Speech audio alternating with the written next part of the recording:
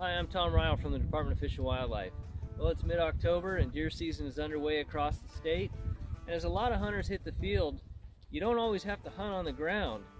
Today what we're going to do is talk about the use of portable tree stands. I'll introduce what a tree stand is, climbing methods, safety precautions, and all the information you need to be safe this fall and maybe employ this new method of hunting.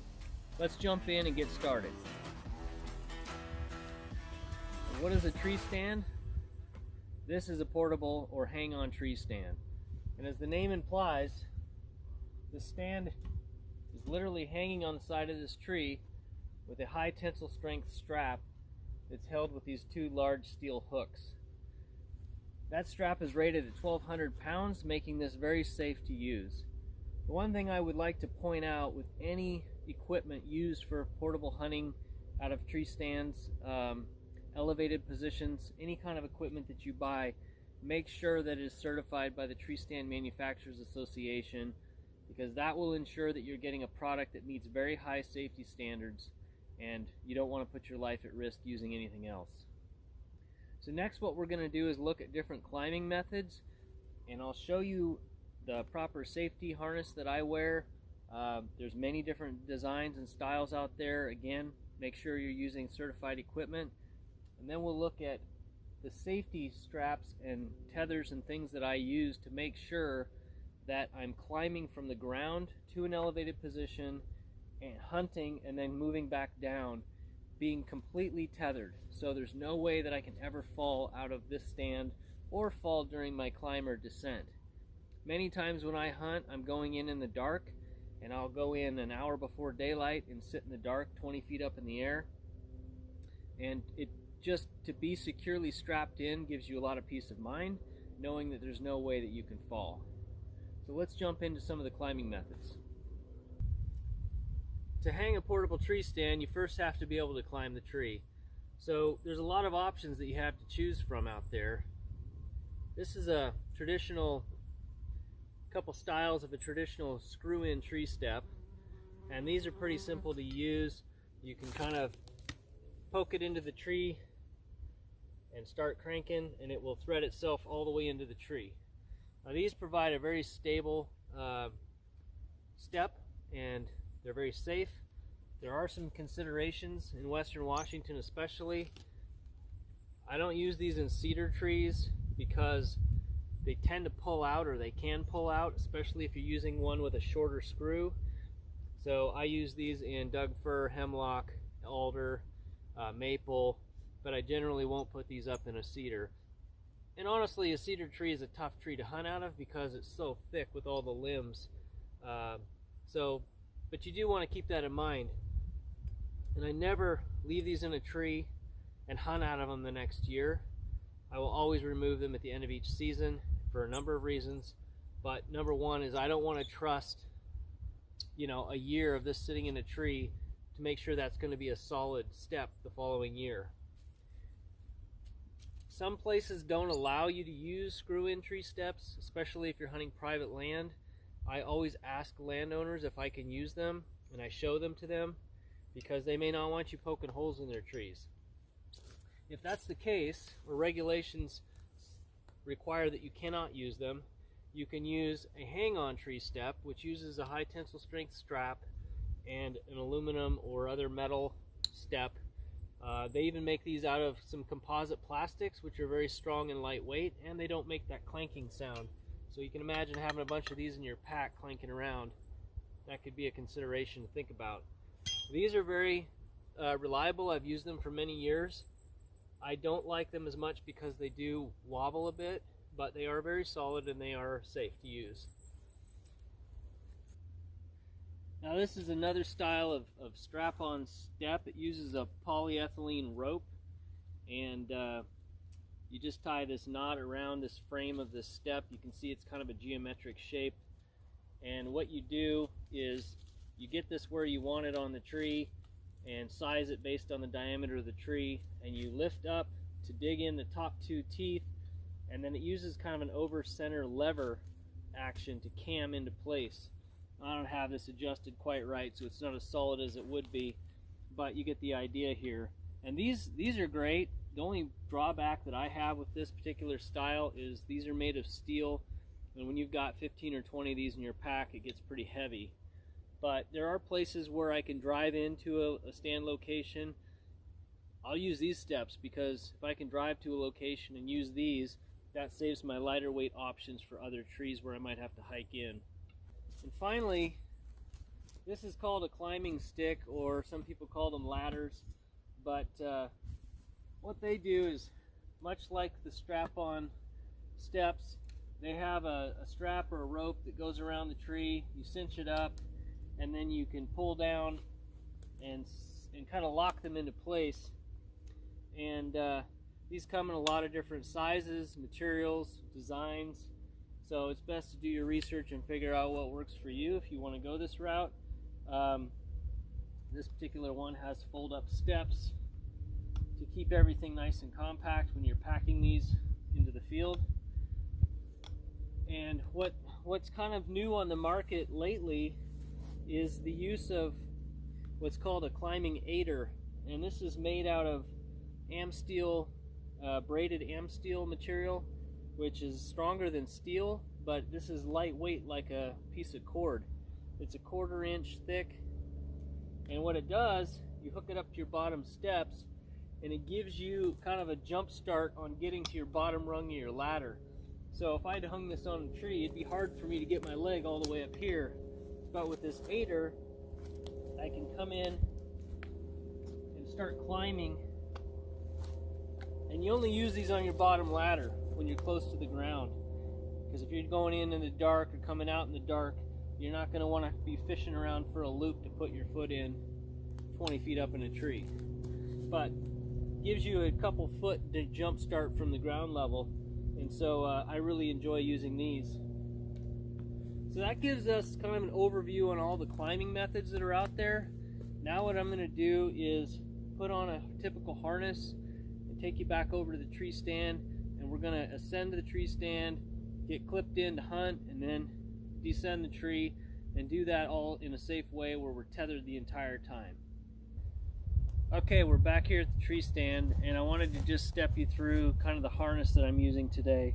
Now this is considered a full body harness, and I highly recommend you only use a full body harness, because if you do fall and you're wearing just a waist strap as a safety belt, you can get seriously injured from all of your weight jarring through your midsection through a single strap. So this uses leg straps, a waist belt, full shoulder straps, and as you can see in this back tether, there's a lot of breakaways along here. And what these are designed to do is break your fall and provide a shock absorption. You'll notice a big climbing carabiner at the top. We'll talk about that when we get up to the top of the tree here. The other thing I have on this harness is what's called a climbing belt. It's got a couple heavy-duty loops that go right around your lower back, and this allows you to climb a tree and ascend the tree while being completely strapped to the tree. And there's another option if you don't have a climbing belt like this, then you can also hook into your lifeline, as they're called. And what this uses is like a Prusik knot, which slides up and down this rope, but as soon as you fall or put pressure on it, it cinches up on this main climbing rope. So these are certified climbing ropes. You can buy these aftermarket already assembled. You can create and make your own, but I would only recommend doing that if you have proper instruction from somebody who knows what they're doing. I've been making these for a number of years after buying a couple commercial ones, modeling them off the exact same cordage and carabiners and otherwise, so that I can remain safe. So the way this works is, when you're going to climb a tree, you attach into your lifeline, and as you ascend the tree, you simply slide this up as you go. That way, if you were ever to fall, you're always tethered into the tree. And this is cinched around the tree up the top, so it's not going anywhere. So this is how you can remain completely attached as you're climbing. If you don't have a lifeline set up, you can still safely climb by using a climbing harness. And the way you do that is to go, this is a climbing device called a rope man, but you can use a prusik knot, much as I showed you on this. Some of them come with a prusik knot, or if you want to buy an aftermarket solution, the rope man is a great climbing aid. And what you do is you come around the tree, adjust, clip into your climbing harness loops, and now you're tethered to this tree. With this rope man, you can simply pull on your slack to tighten up or loosen up your adjustment. So I use this for climbing. I also use it when I'm setting up a tree. So if I'm 10 feet up in a tree, say, and I'm going to be hanging my next ladder, this allows me to have two free hands, do everything I need to do, and then I can shimmy up the tree as I go. So I'm going to move the camera and we'll do an ascent up into the tree and getting situated up there. Okay, I'm at the base of the tree now.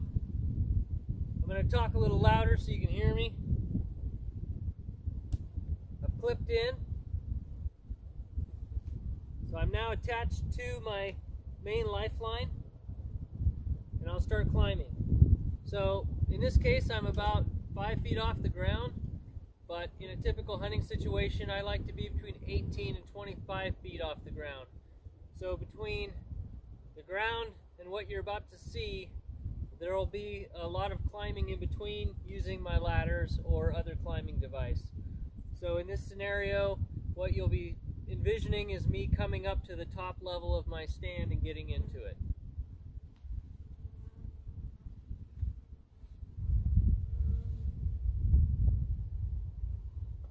One thing I like to do when I'm setting up my stands is I like to put a screw-in tree step as a handhold when I get up to the top. I often use my seat, but this is a fold-up seat, as many of them are, and it's not as stable as a handle as I would like. I can also grab onto the frame of the stand, which I typically do, and that's always very solid. But having an extra tree step on the back of the tree gives me a place to hang my pack and gives me a solid handhold when I'm climbing in and out of the stand. Another thing that I'd like to mention is when you hang a stand, make sure that your first step out is at the level or just below level, so that when you come up and get into your stand, you're not making a high step. You're simply stepping across. And then when you're leaving your stand, you can grab your tree step and step over onto your ladder or another tree step and then start moving down. So that's a really important tip in making sure that, especially again, navigating in low light, early morning, after dark, as you're leaving your stand, you want to have all of this dialed in so you're not fumbling around with your feet trying to find where to put your foot. So in this case, as I ascend and get close to my stand, I've got my hand on my tree step on the back of the tree here, or on the side, and then I'm holding on to the stand. I'm going to place one foot, and I like to visually make sure with a headlamp or a flashlight or otherwise that there's been no damage to my strap since I was here last. In the Midwest, especially when I've hunted whitetails back there, squirrels tend to chew on straps. So a lot of hunters swap out their strap for a chain so it can't get chewed on. Never had that happen in Washington, but it can happen. So always inspect your strap before you put your weight in your stand. Make sure that it's not compromised in any way. So once I step into my stand, again, I'm still tethered. I'll slide my rope up, and And then what I have here is another girth hitched lifeline or safety line that has another prusik knot on it. And what this does, this is my safety strap. So this lifeline is used to climb up and down the tree. I use this to actually hunt with. So what I'm going to do is swap carabiners, and now I'm fully tethered into the tree, and when I sit down to start hunting, my lifeline is laying close to the tree beside me. I've also got a bow hanger up here. I'll then use a pull-up rope, which is at the bottom of my stand. It's coiled up here, I don't have it unraveled. I'll hook that to my bow. I'll pull my bow up, hang it up here, and then when I'm hunting, all I have to do is reach over to grab my bow. That's the other thing I want to mention is never climb your tree trying to carry a gun or a bow with you. Always have it hooked up to a pull-up rope on the ground. Make sure you've got a clear access to pull it up, and only pull it up when you're strapped in, fully secured, and can lean down and pull up on your rope. So this is it. This is safe. I could tumble out of this stand and I'm only going to fall this far, right? So when you're hunting, you can flip the seat up, you can turn around, you've got shots all the way around. If you're gun hunting, same thing, you can rest your gun against the side of the tree. If you're careful and choose your selection of where you're hunting, you can, have limbs here as a rest. There's lots of things you can do. I never use branches to pull on or to use my weight on, because you'd have no idea if these are going to support you. So the best rule of thumb is don't rely on using limbs to climb or support your weight in any way. I will hang a pack off a little stub like this, or a jacket or my rattling antlers, but I'm never going to use a branch or a stub of a branch as a climbing aid. That's a really important safety tip. So at the conclusion of your hunt, you can flip your seat up. That helps keep your seat dry, by the way. Keeps that up against the tree. You can come over and you can attach your lifeline before you unattach from your tree, and then you can grab your tree step, you can grab onto your stand, step across to your top of your ladder or step, and simply start moving your way back down the tree. Now you'll notice that I'm tied in, so what you have to do is slide your lifeline down as you go. And this is great because, again, there's nothing better than having that peace of mind when you're in an elevated position to know that you can't fall. If I jump off this tree, probably wouldn't feel good to go slamming back into the trunk, but I'm not going to fall. So slide this down until you reach ground level. Disconnect and you're good to go. Well, that's going to wrap up today's video on portable tree stands and how to hunt safely and effectively from elevated positions. For more in-season tips and tactics, visit us at mywdfw.com. Have a safe and successful season, and thanks for watching.